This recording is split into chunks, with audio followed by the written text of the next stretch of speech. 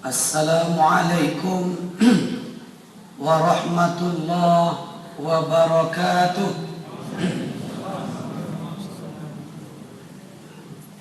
Innal hamdalillah nahmaduhu wa nasta'inuhu wa nastaghfiruh wa na'udzu billahi min shururi anfusina wa min sayyiati a'malina.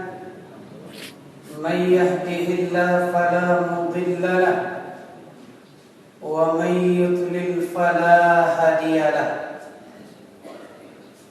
أشهد أن لا إله إلا الله وحده لا شريك له وأشهد أن محمدا عبده ورسوله اللهم صل وسلم وبارك على هذا النبي الكريم وعلى آله وأصحابه أجمعين. أعوذ بالله من الشيطان الرجيم. بسم الله الرحمن الرحيم. ومن يرتد منكم عن دينه فيمت وهو كافر فأولئك حبطت أعمالهم في الدنيا والآخرة وأولئك أصحاب النار هم فيها خالدون.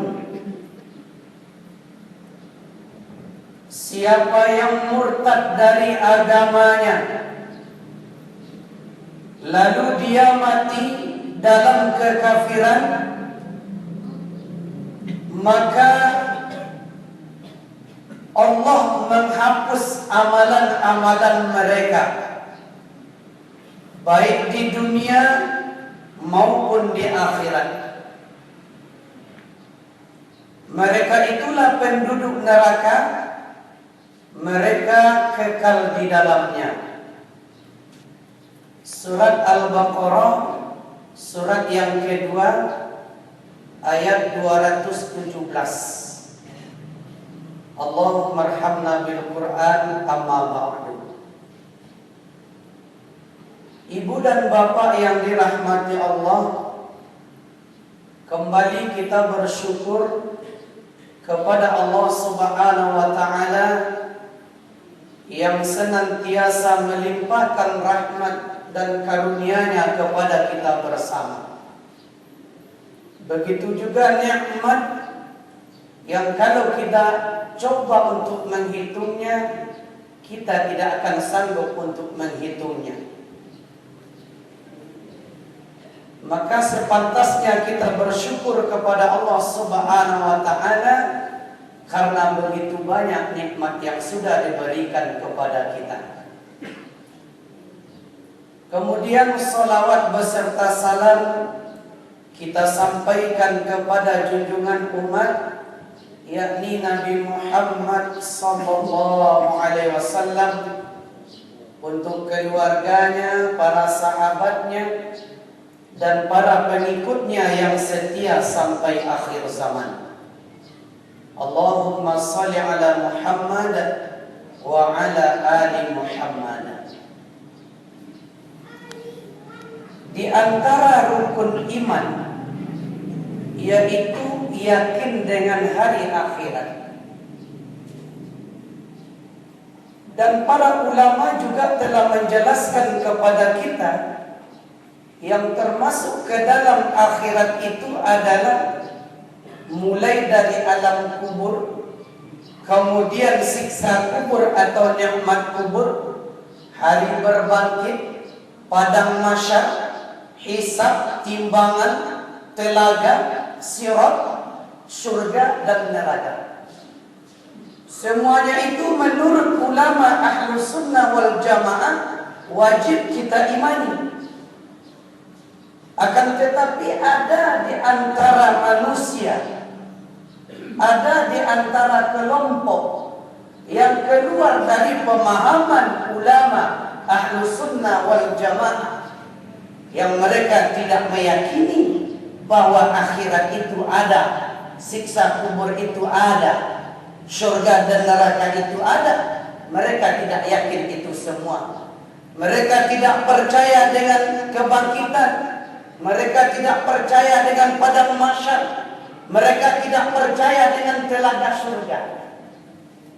Akan tetapi di dalam banyak riwayat kita baca, Rasulullah sallallahu alaihi wasallam menjelaskan kepada kita di antara yang wajib kita imani itu yang berkaitan dengan hari akhirat itu adalah adanya telaga surga.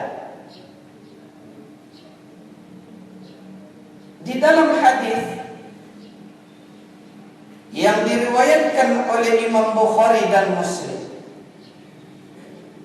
bahwa Rasulullah sallallahu alaihi wasallam bersabda, "Inni faratukum 'alal haud." Sesungguhnya aku akan menanti kalian nanti di telaga surga. Man marra alayya syuriba. Siapa di antara kalian yang melewatiku dan meminum airnya, lalu meminum airnya, wa man syariba lam yadma abadan, maka apa yang sudah diminumnya itu dia tidak akan pernah lagi haus selama-lamanya. Hadisnya sahih, riwayat Bukhari dan Muslim. Bahkan di dalam riwayat yang lain, Nabi sallallahu alaihi wasallam juga menyampaikan kepada kita tentang adanya telaga surga itu. Haudi masiratu syahrin ma'uhu abayadu minal laban. Telaga surgaku itu lebar dan panjangnya sejauh perjalanan 1 bulan, dan airnya lebih putih dari air susu, kata Nabi. Wari'u tu'yamu minal misik, dan harumnya lebih harum dari misik. Wa kizanuhu kanujumis sama, dan bejana-bejananya lebih banyak dari jumlah bintang-bintang di langit. Man syariba minha fala yadma abada. Siapa yang minum darinya, kata Rasul, maka dia tidak akan pernah haus lagi selama-lamanya. Hadisnya juga sahih, diriwayatkan oleh Imam Muslim. Kaum muslimin yang dirahmati Allah, telaga surga ini nantinya tidak semua kaum muslimin yang akan mendatanginya. Kenapa demikian? Karena ada di antara kaum muslimin yang ia lakukan semasa hidupnya itu bertentangan dengan apa yang telah diperintahkan oleh Allah dan Rasul kepadanya. Jangankan orang kafir, orang muslim saja ada di antaranya yang tidak bisa meminum air telaga surga itu. Jangankan sampai memasukinya, untuk meminum saja tidak dibolehkan oleh Allah Subhanahu wa taala. Sehingga di dalam riwayat Imam Muslim juga, ketika orang-orang menghampiri telaga surga, lalu dia diusir oleh Allah Subhanahu wa taala. Lalu Nabi kita protes, ya Allah, bukankah mereka ini adalah umatku ya Allah? Lalu Allah Subhanahu wa taala menjawab, benar, mereka ini adalah umatmu. Tetapi engkau tidak tahu apa yang dilakukannya setelah engkau meninggal. Akhirnya aku pun mengusir mereka, kata Rasulullah. Menjauhlah kalian dari telaga surgaku itu. Maka telaga surga itu adalah luasnya membentang sejauh perjalanan 1 bulan, kata Nabi. Baunya lebih harum dari minyak kasturi. Bahkan bejananya lebih banyak dari bintang yang ada di langit. Saat manusia menanti pengadilan Qadi Rabbul Jalil, pengadilan Allah Subhanahu wa Ta'ala, mereka berdiri tegak di bawah terik matahari. Telaga itu menanti, airnya memberikan kesejukan dan menghilangkan dahaga. Siapa yang akan mendapatkan itu? Menurut penjelasan para ulama kepada kita, yang akan mendapatkan itu adalah orang-orang yang beriman. Dan bahkan dalam riwayat juga kita baca, yang akan pertama sekali memasuki telaga surga itu adalah kaum fakir dan miskin dari kaum muhajirin. Kenapa? Karena mereka lah orang yang pertama sekali yang beriman kepada Rasulullah sallallahu alaihi wasallam. Saat manusia menentang Nabi kita Muhammad sallallahu alaihi wasallam, siapa orang-orang yang beriman kepada beliau ketika itu? Para budak, orang-orang miskin, orang-orang yang dianggap rendah oleh pemuka-pemuka Quraisy ketika itu. Maka kita harus memahami kaum muslimin yang dirahmati Allah, penghuni surga itu, kata Rasul sallallahu alaihi wasallam, adalah dari golongan orang-orang yang lemah, dari orang-orang yang miskin, dari orang-orang yang tertindas, dari orang-orang yang diremehkan. Bukan dari orang-orang kaya, bukan dari orang-orang berpangkat, bukan dari orang-orang yang menjadi pejabat. Akan tetapi yang akan mengisi surga itu, kata Rasul, adalah orang-orang yang fakir dan miskin.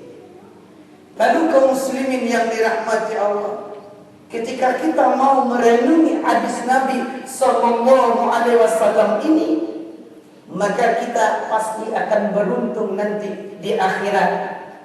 Tetapi ketika kita mengingkari perbuatan apa yang sudah dicontohkan oleh Rasul dan para sahabatnya di dunia ini, maka pasti kita ini nanti akan terhalang dari surga, dari telaga surga Nabi kita Muhammad sallallahu alaihi wasallam. Maka seorang ulama besar yang bernama Ibnul Qayyim Al-Jauziyah, beliau menerangkan kepada kita, ada beberapa orang yang akan terhalang untuk memasuki telaga surga Nabi sallallahu alaihi wasallam. Siapa mereka itu? Yang pertama adalah orang yang murtad dari agamanya. Ya, yang pertama adalah orang yang murtad dari agamanya. Kalau kita berbicara tentang murtad, itu adalah orangnya. Ya, kalau sifatnya namanya riddah. Maka ketika Nabi sallallahu alaihi wasallam meninggal, ada sebagian dari kaum muslimin ketika itu yang murtad dari agamanya, sehingga dia lebih percaya kepada nabi palsu yang bernama Musailamah al-Kadzdzab. Ya, setelah Nabi Muhammad sallallahu alaihi wasallam meninggal, mereka kembali murtad. Dia lebih percaya kepada nabi palsu yang bernama Musailamah al-Kadzdzab. Maka ketika kekhalifahan Abu Bakar As-Siddiq, ketika beliau menjadi khalifah, beliau memerangi orang-orang yang murtad itu. Ya, maka peperangan itu dinamakan dengan pertempuran Riddah, yaitu memerangi orang-orang yang murtad dari agama Allah Subhanahu wa Ta'ala.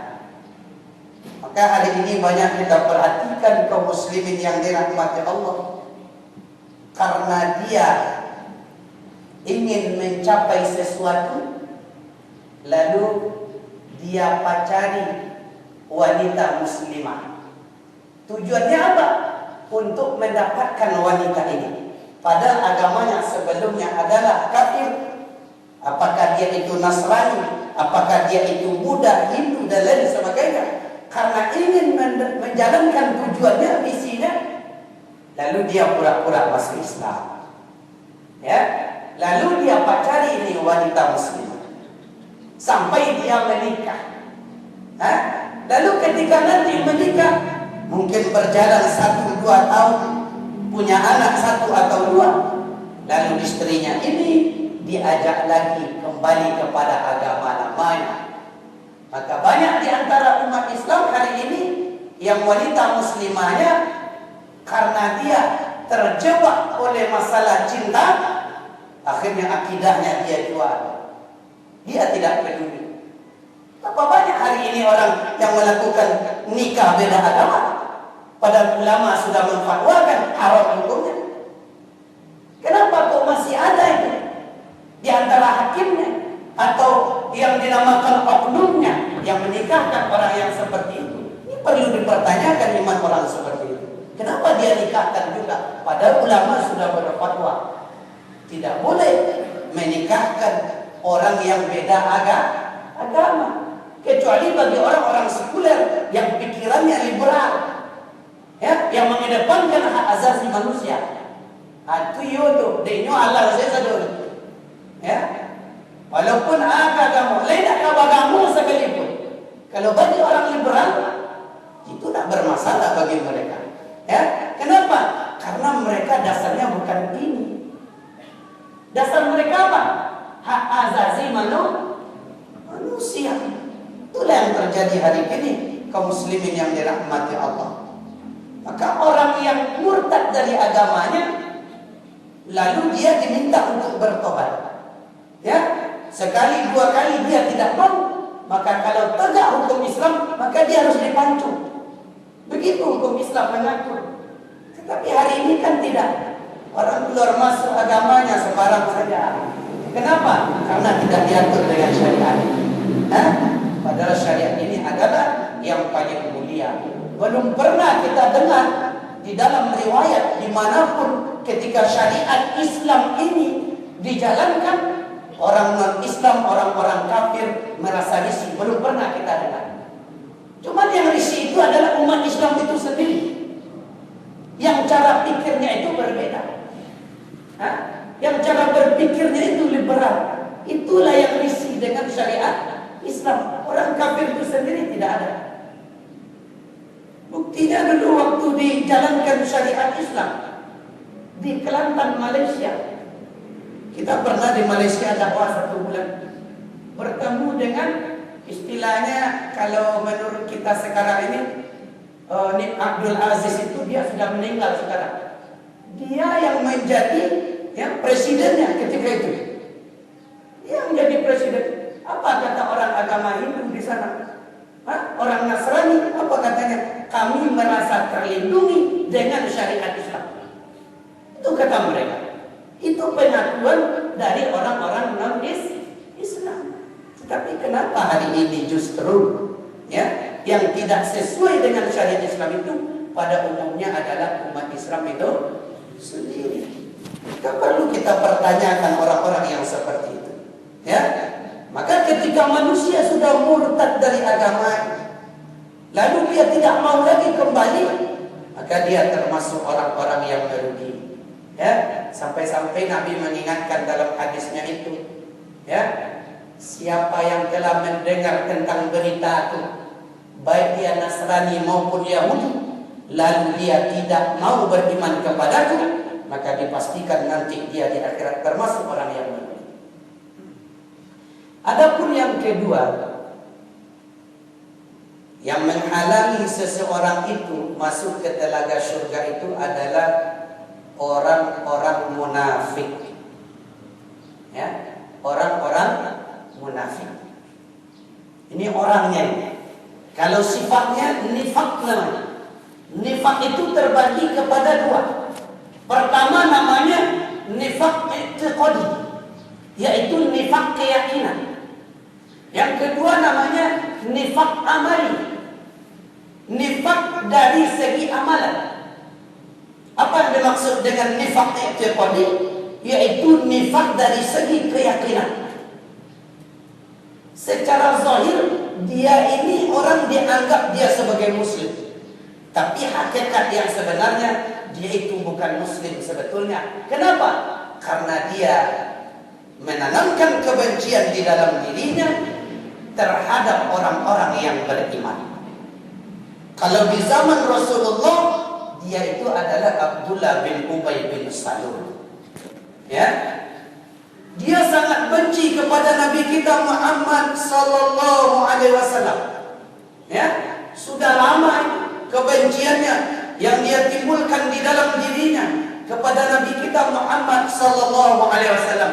Itu namanya nifaq i'tiqadi, nifaq dari segi keyakinan. Kenapa di dalam Al-Quran Allah begitu banyak menjelaskan kepada kita tentang ciri-ciri orang-orang munafik ini? Kenapa ya? Karena orang munafik itu banyak rahasianya. Ya, tidak semuanya Rasulullah tahu rahasia orang munafik, tidak semuanya, hanya sebagian. Makanya diberitahu oleh Allah Subhanahu wa taala melalui ayat-ayatnya.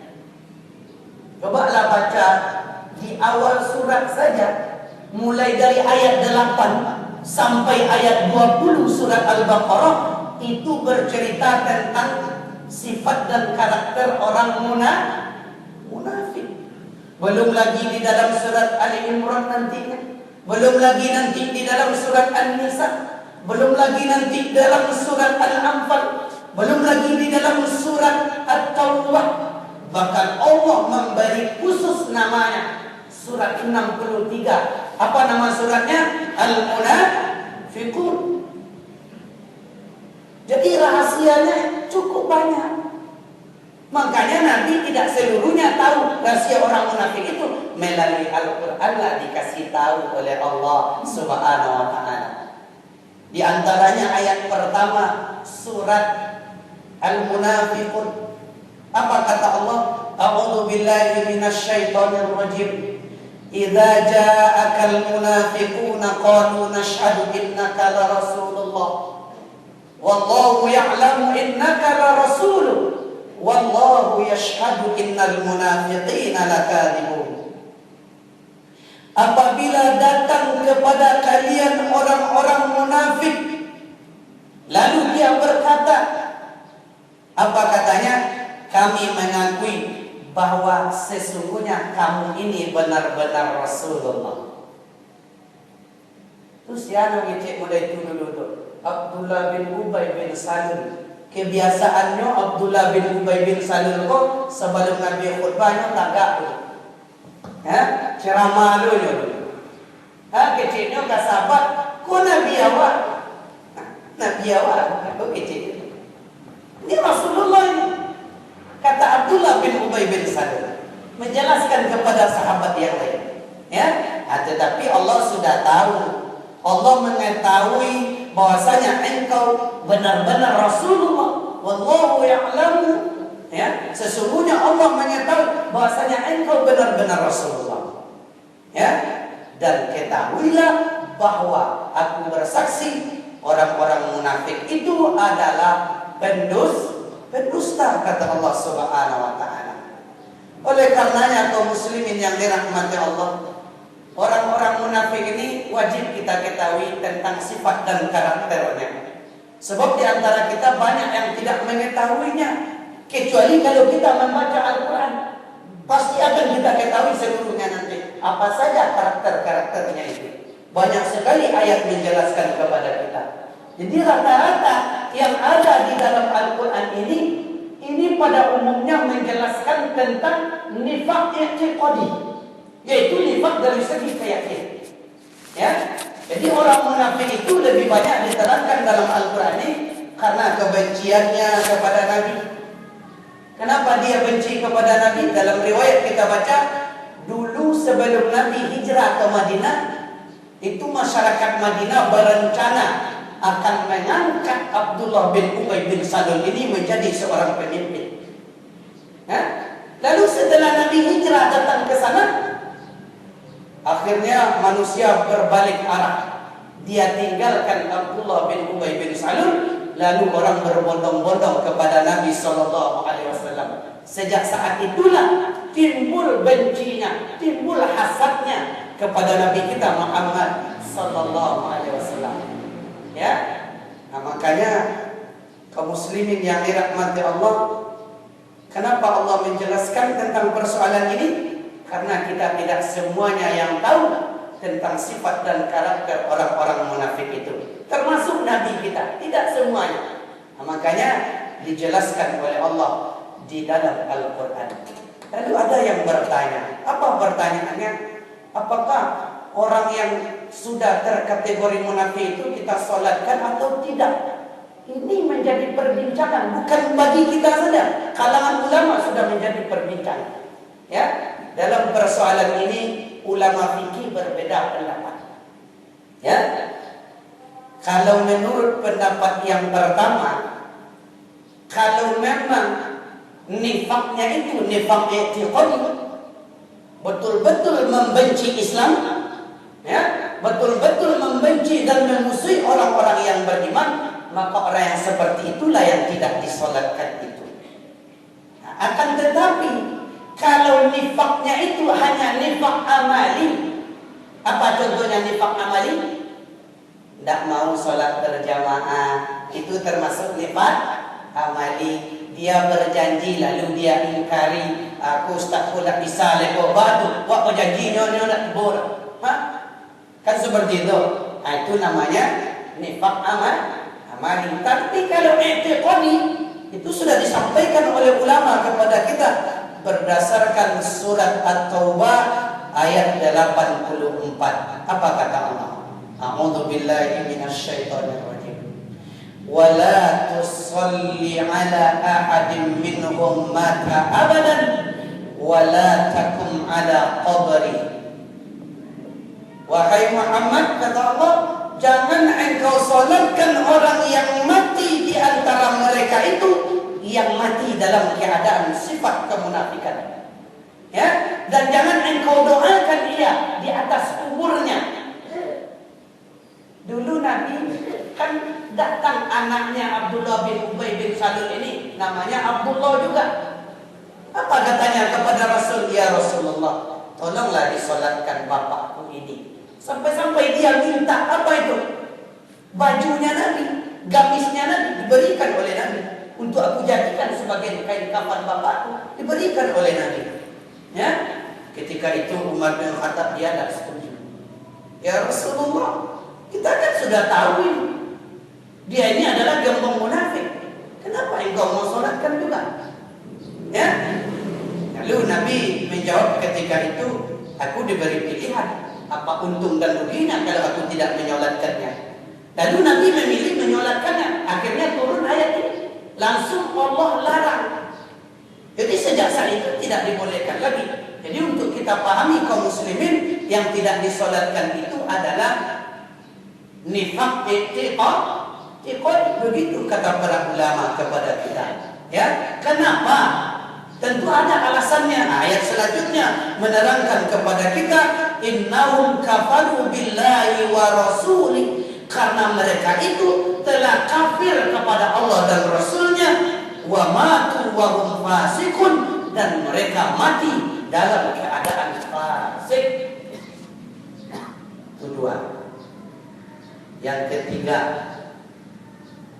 yang tidak akan dapat mendatangi telaga surga Nabi itu adalah para pelaku bid'ah. Para pelaku bid'ah.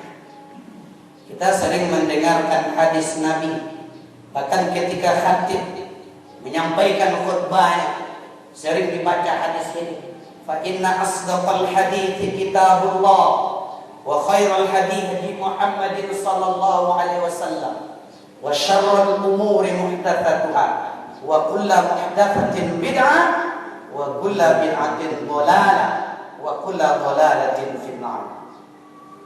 Ketahuilah, kata Rasul, sebaik-baik perkataan itu adalah kitabullah, yakni Al-Quran. Sebaik-baik petunjuk itu adalah petunjuk Nabi Muhammad sallallahu alaihi wasallam. Jadi ukuran baik itu, ukuran benar itu adalah menurut Allah dan Rasul, menurut Al-Quran dan Sunnah, bukan menurut kita, bukan menurut kebanyakan manusia. Jadi ketika banyak orang melakukan, kita anggap itu suatu yang benar. Enggak.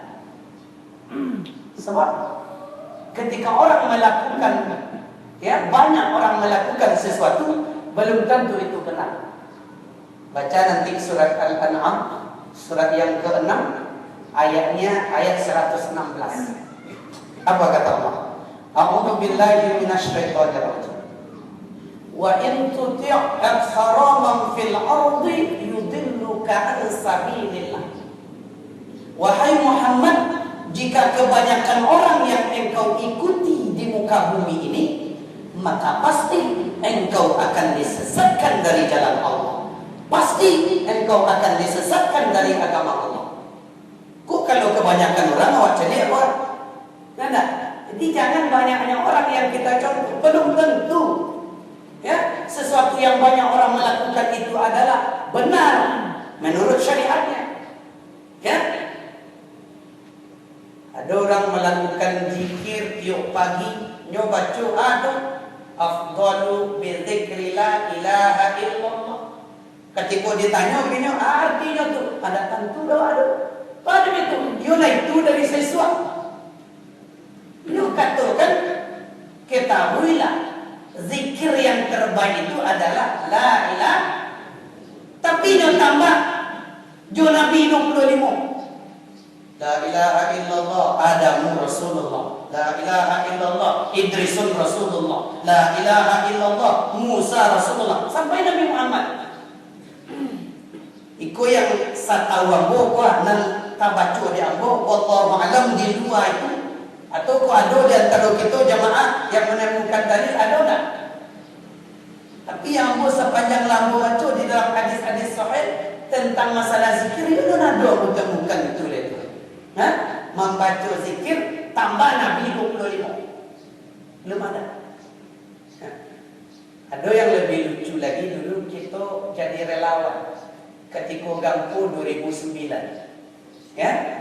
Lalu kita beri bantuan sapi. Ketika hari penyembelihan, awak biasanya melakukan kalau siap solat kan langsung saja. Lah lengkap anggota langsung disembelih. Kau nak buat tunggu tu angkunya dulu. Dinanti dulu tu angkunya. Ustaz gadangnya menanti dulu. Lah tiba ustaznya buat tunggu dulu pakai jubah tu. Setelah pakai jubah tu, abang siram dulu je bunga rampai tu. Juaya bunga rampai, baru disembelih. Siapa yang ajarkan seperti itu? Ya, itu kan jelas menambah-nambah. Ya, maka orang yang seperti inilah nanti yang akan ditolak dari telaga surga, karena dia telah melakukan perbuatan-perbuatan yang tidak dicontohkan oleh Nabi sallallahu alaihi wasallam. Kalau kita baca nanti banyak di antara masyarakat kita yang sampai hari ini banyak melakukan perbuatan-perbuatan yang tidak sesuai dengan yang disunnahkan oleh Nabi sallallahu alaihi wasallam. Ya, tidak mungkin akan kita sampaikan dalam waktu yang singkat ini. Yang terakhir adalah ya, orang yang akan terhalang meminum atau lewat dari telaga surga itu adalah orang yang membantu pemimpin yang zalim. Ya, orang yang membantu pemimpin yang zalim.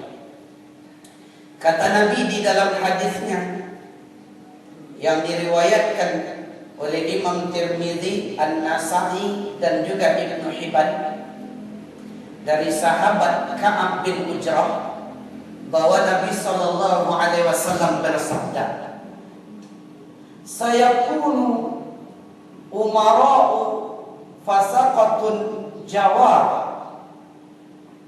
Nanti akan ada para pemimpin yang fasik dan zalim. Begitu kata Nabi. Nah, nanti di akhir zaman itu akan ada pemimpin yang fasik dan zalim. Ya. Faman sadaqahum bikadzibahum. Ya. Siapa yang membenarkan kedustaan mereka, wa a'anahum ala zulmihim, dan menolong kezaliman mereka atas rakyatnya, falaisa minni wa lastu minhum, dan dia bukan termasuk golonganku dan aku bukan termasuk golongannya, kata Nabi. Hari ini kita perhatikan di mana-mana para pemimpin Islam, dia loyalitasnya lebih utama kepada orang-orang kafir daripada kepada umat Islam itu sendiri. Ya, minta bantuan kemana? Kepada orang kafir. Tahu ada itu banyak utang gini. Ya tak? Rencana kalau tambahnya cek lagi.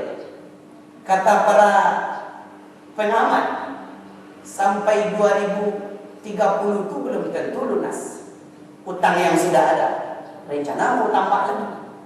Ya, mereka bekerja sama, saling bantu membantu. Apa itu? Untuk menghancurkan umat Islam. Hari ini yang benar dikatakan salah, yang salah dikatakan benar. Itulah salah satu ciri-cirinya kita ini hidup sudah di akhir zaman. Jadi siapa yang membantu pemimpin yang zalim, kata Nabi, dia bukan termasuk ke dalam golonganku, dan aku juga berlepas diri, aku tidak termasuk ke dalam golongan mereka. Begitu kata Nabi SAW. Walayyarida alayyal haud, dan dia tidak akan sampai ke telaga syurgaku. Oleh karenanya kaum muslimin yang dirahmati Allah, bila kita perhatikan banyak di antara pemimpin yang zalim hidup di zaman ini, siapa yang menolongnya, ya, siapa yang ikut membantunya, Nabi juga telah mengancam bahwasanya dia itu tidak termasuk ke dalam golongan Nabi SAW. Ya, kita berlindung kepada Allah Subhanahu Wa Taala supaya kita ini semuanya dijauhkan oleh Allah dari perbuatan-perbuatan yang zalim itu. Ya, baik menzalimi diri sendiri, apalagi menzalimi orang lain. Maka Nabi sering berkata, bantulah saudara kalian yang dizalimi, ya, dan juga menzalimi.